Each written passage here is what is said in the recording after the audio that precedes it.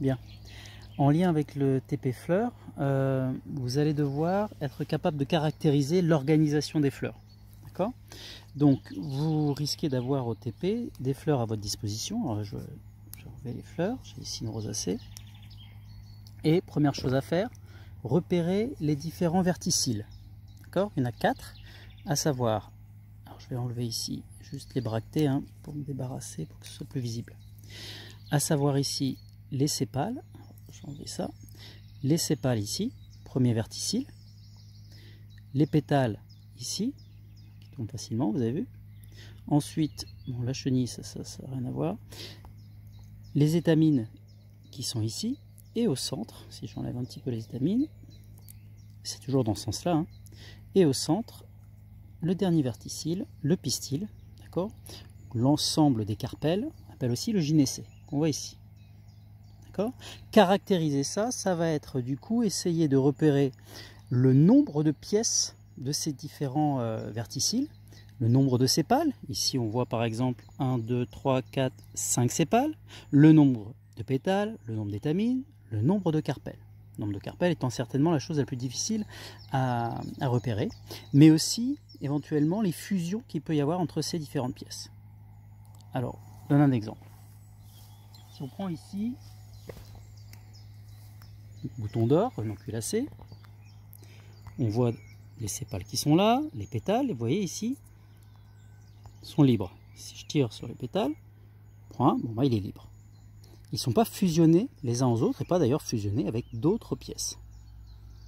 Vous noterez d'ailleurs dans la caractérisation qu'on peut faire, si on veut essayer d'aller un peu loin, ici il y a une petite écaille, une toute petite écaille qui est là, qui est difficile à voir ici avec le matériel, qui est en fait un nectaire. Le nectaire se situe ici. Donc les insectes pollinisateurs vont venir ici chercher sous cette écaille la petite goutte de nectar et ainsi participer à la pollinisation entomophile ici. En tout cas, ici, les pétales sont libres, elles ne sont pas fusionnées les unes aux autres. On parle du coup d'une corolle dialy-pétale. Dialy, séparé, pétale, pétale. Alors que si je prends ici le borraginacé, on voit d'ailleurs que les fleurs sont regroupées, il y en a plusieurs ici, c'est ce qu'on appelle une inflorescence. Les pétales sont soudés, d'accord? La corolle est soudée. Je peux d'ailleurs regarder ça, si je tire un peu ici, hop, j'ai l'ensemble de la corolle qui est venue. Elles sont soudées, combien il y en a? Combien est-ce qu'il y en a? 1, 2, 3, 4, 5. 5 pétales soudés. Et donc ça, ce sera à faire ressortir, d'accord, quand vous aurez à caractériser cette organisation, que ce soit au cours d'une dissection florale, que ce soit au cours, si on vous demande de faire une formule florale ou un schéma, un diagramme floral. Donc on verra ça, mais à chaque fois, il faudra faire ressortir ces caractéristiques. Ici, par exemple, le fait qu'on a une corolle, on dit gamopétale, gamo l'union, donc les pétales qui sont soudés, et en plus, si on regarde bien, si on regarde un peu dans le cœur, je vais séparer ici, hop, vous voyez, une pétale fixée, soudée à cette pétale, une étamine, à ce pétale, un pétale. D'accord? Donc là, toutes les étamines sont soudées au pétale, et ça aussi, ça doit se voir sur vos dissections florales, sur votre formule florale et sur le diagramme floral. C'est juste attirer votre attention sur le fait que vous allez certainement avoir à votre disposition, au TP, plusieurs fleurs. Et heureusement, parce que si vous regardez ici ces pervenches, quand on regarde, on a 5 pétales. D'accord, 5 pétales. Si on regarde au centre de cette corolle d'ailleurs gamopétale, on voit les étamines soudées. Bon, bref, c'est pas la question.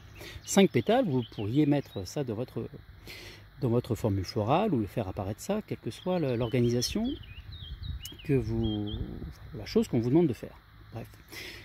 Mais en fait, rien ne dit que vous n'allez pas tomber sur une fleur comme ici, un peu particulière, pas classique, avec uniquement 4 pétales, ce qui n'est pas classique pour la famille, ce qui n'est pas classique pour cette fleur-là, et donc vous pourriez tout logiquement mettre dans votre dissection, votre diagramme floral, à faire apparaître que vous n'avez que 4 pétales, alors qu'il y en a 5, et on pourrait penser que c'est une erreur de votre part.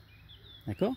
Donc, essayez de regarder l'ensemble des fleurs à votre disposition pour voir si vous n'êtes pas tombé sur la fleur qui est un petit peu différente des autres. D'accord? Cette famille-là aussi, une famille très classique à connaître, ici.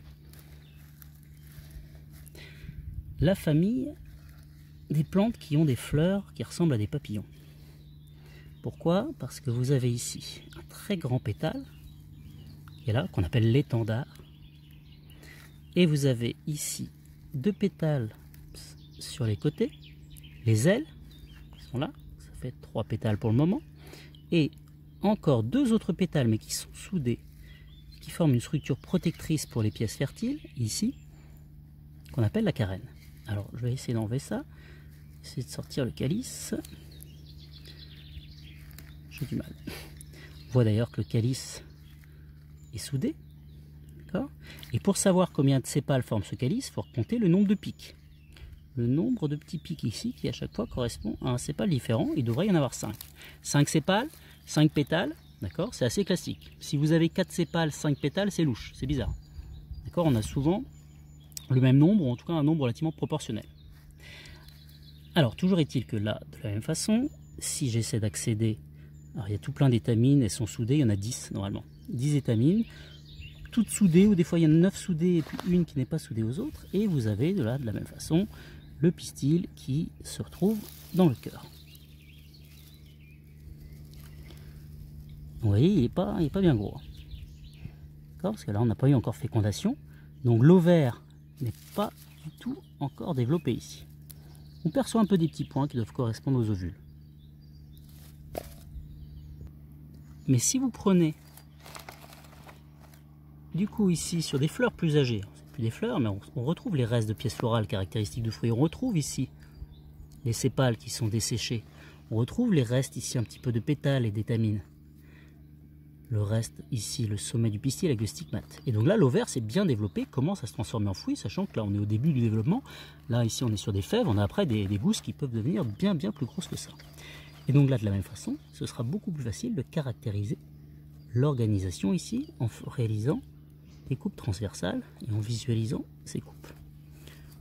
On peut ainsi voir qu'on a à l'intérieur ici de cette gousse, typique de cette famille, on a une seule loge carpellaire, et un seul trou si vous voulez, un seul espace, seule loge carpellaire, avec les ovules, enfin les futures graines qui sont en train de se former à l'intérieur.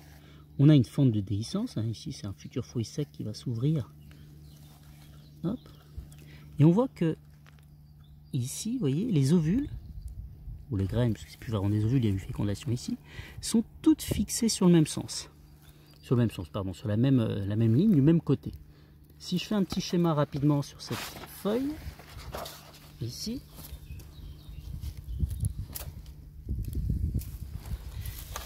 je me retrouve avec, au final, ma gousse qui ressemble à quelque chose comme ça. Sauf que mes ovules sont fixés, vous voyez, à chaque fois, uniquement de ce côté-là. Ce qui m'indique qu'en réalité, ici, j'avais, si vous vous rappelez un peu, je vais recentrer un petit peu, mon carpel qui correspond à une feuille fertile qui portait au niveau de ses extrémités, des ovules. D'accord? Au cours de l'évolution, chez pas mal de familles, on a ces carpels qui se sont refermés ou qui se sont fusionnés, qui ont fusionné à plusieurs, permettant de protéger les ovules dans le cœur de la structure. Et donc là, on se rend compte qu'ici, un seul carpel portant des ovules sur les extrémités, en se refermant, va donner cette structure, cette gousse. Et donc chez les fabacées, famille du haricot, de la glycine, qu'on appelait avant les papillonacées, au vu de leurs fleurs caractéristiques, on a un seul carpel. Un seul carpel qui forme le pistil. Alors que si on regarde le fruit tout à l'heure de l'autre plante que je vous ai montré, c'était de la roquette, famille des brassicacées, famille du chou, on a quelque chose de très similaire. On a une seule loge carpellaire. Ce que j'appelle la loge carpellaire, c'est l'espace que vous avez à l'intérieur de l'ovaire, vous voyez, c'est ça. Ici, on ne l'a pas visionné parce qu'on n'avait pas des fruits assez gros, mais on a des ovules des deux côtés. Signe que l'on avait en réalité ici deux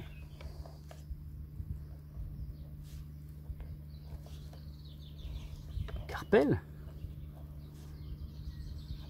qui ont fusionné ici, pour donner ici ce pistil avec cet ovaire, d'accord, constitué de deux carpels qui sont d'ailleurs soudés. Vous le représenterez sur les formules florales en mettant des parenthèses ici, 2 carpelles soudées ici.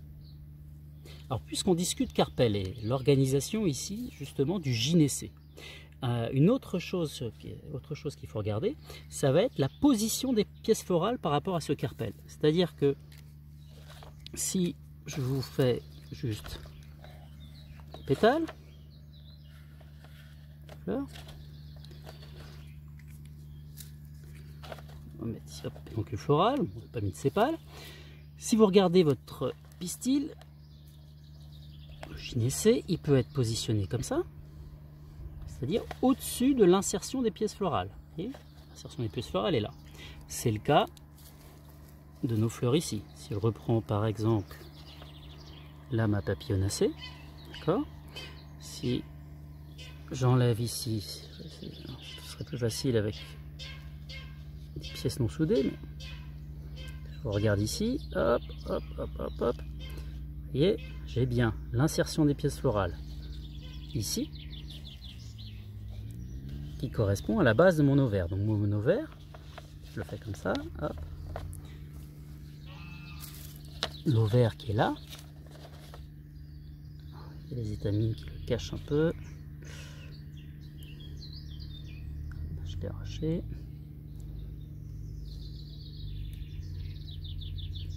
Ça va vous le montrer avec une autre fleur.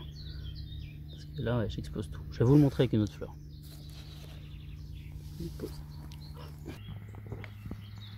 Alors j'ai repris une renonculacée, ça se verra peut-être un peu mieux. Donc on a en fait ici, là, petite boule ici, c'est le gynécée, d'accord, partie du coup femelle. Et on voit bien que l'insertion des pièces florales, notamment soit des sépales là ou ici des pétales, se fait en dessous. Donc on a un ovaire ici inséré au-dessus des autres pièces florales. On dit que cet ovaire est super avec un E à la fin. Inversement, si on avait un ovaire en dessous, pensez aux fleurs de pommier par exemple, on aurait un ovaire impair. Je vous mettrai des photos sur le site de toute façon pour illustrer ça. Autre petit détail là-dessus sur ces gynécées, alors qu'on visualise pas sur cette fleur là parce que elle est un peu trop petite, mais si je prends la fleur après fécondation ici, on voit que le gynécée s'est développé. Ça se verrait encore mieux sur une fleur sur des fruits plus âgés, on va dire. Et donc on a ici l'ensemble des pistils qui a donné le fruit. Et en fait, si on regarde ici, au niveau de la partie ovaire, c'est dommage qu'il soit pas un peu plus âgé, et on voit que ici c'est composé en réalité de plusieurs parties qui se séparent. Donc j'ai un gynécée qui est en fait ici formé. Vous voyez les petits fruits ici qui se séparent. J'ai ici une fleur qui donne plusieurs fruits. Chaque fruit ici est issu d'un pistil parce que mes pistils n'étaient pas ici fusionnés. Ils sont composés ici, chacun de ces pistils sont composés d'un certain nombre de carpelles. En fait, je crois que si je me rappelle bien, c'est un carpelle. Mais ici, ces carpelles ne sont pas fusionnés entre eux. Donc autant tout à l'heure, sur ici, j'avais 2 carpelles fusionnées pour mes brassicacées, famille du chou. Ici, pour les familles de renonculacées, j'ai N carpelles, N pour dire beaucoup. Pas combien j'en ai, mais j'en ai plein. N carpelle, je vais mettre un C, mais je ne vais pas mettre de parenthèse, d'accord, parce que justement, ils ne sont pas fusionnés entre eux. Des fois, on a une carpelle fusionnée. Là, c'est pas le cas. Ici, d'ailleurs, j'ai dit que le carpelle l'ovaire était super, donc je vais mettre un trait en dessous. Ce trait représente les pièces florales. Donc le carpelle est bien au-dessus des autres pièces florales. Carpelle super, enfin ovaire super.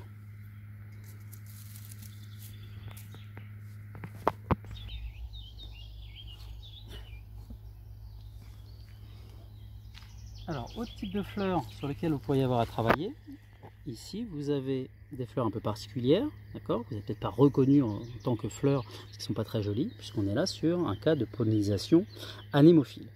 Vous avez en fait ici une inflorescence avec l'ensemble des fleurs, d'accord, attachées directement, sans pédoncule, enfin remarque qu'il y a des petits pédoncules, sur l'axe. D'accord. On a ici en fait une poacée, donc l'ancienne famille des graminées. Et donc chaque petite partie ici correspond au moins à une fleur, et on visualise d'ailleurs ici avec la forme un peu en Y, en jaune, vous avez les étamines et les stigmates plumeux. Par-ci par-là, on voit des sortes de petits fils blancs qui sont présents ici également. Et donc là aussi, il faudra qu'on fasse ça plus tard, il faut être capable de caractériser l'organisation. On en reparlera. Alors, pour résumer, si je reprends un petit bouton d'or, l'idée ici sur ce type de fleurs, ce serait, quel que soit, hein, je vous dis, dissection florale, formule florale, diagramme floral, il faudrait montrer qu'ici on a un calice, donc l'ensemble des sépales, on visualise là en dessous, composé de 5 sépales libres, que vous avez une corolle constituée de 5 pétales libres, que vous avez également ici des étamines, N étamines, non soudées entre elles et non soudées à la corolle, et que vous avez N carpelles également, le cœur ici, libre à chaque fois. Et si vous avez des fusions entre les pièces florales ou entre certaines pièces florales, en général en fait c'est étamines fusionnées aux pétales, il faut aussi que ça se voit. Donc voilà pour l'organisation florale